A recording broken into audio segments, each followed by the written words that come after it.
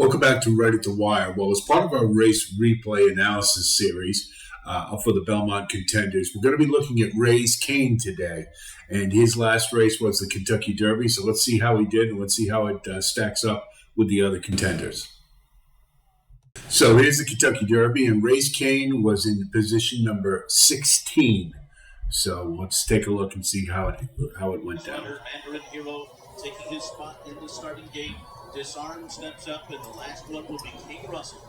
Just got into this race yesterday. We saw that happen with Rich Stripe. There's that saddlecloth 23. I don't know if we'll ever see that again.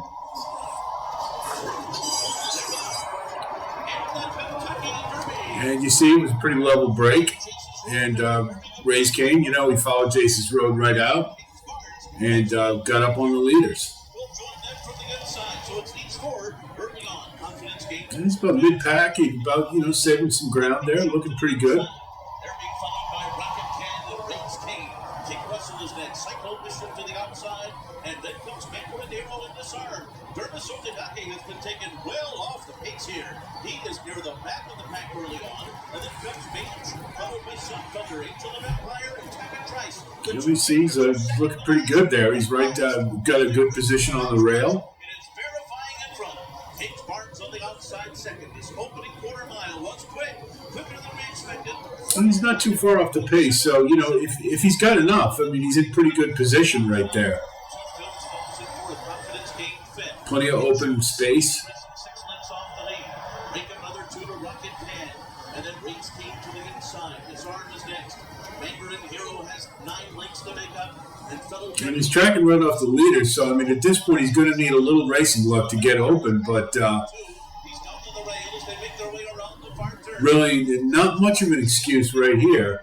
You see, he's kind of running up against it there because he's got nowhere to go. And he's going to have to pick a path, but there's not a lot of room in there.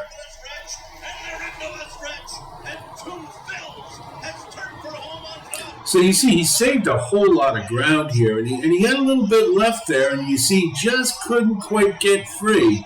And he had to check right there a little bit when Disarm crossed his path.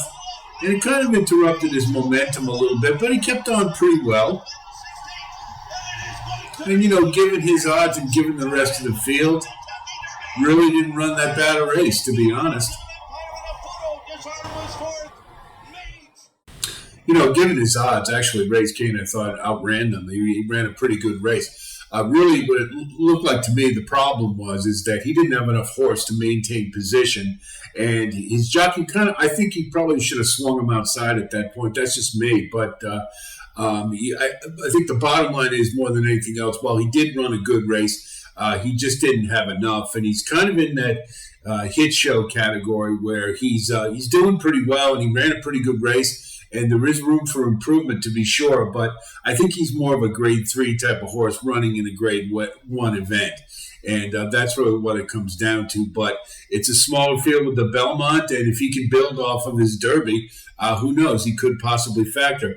At this point, I'm looking not at as a win candidate for Cain, but he could very well factor. And if you get a price, maybe one want to think about. But we'll do a deeper dive and assess his chances more thoroughly.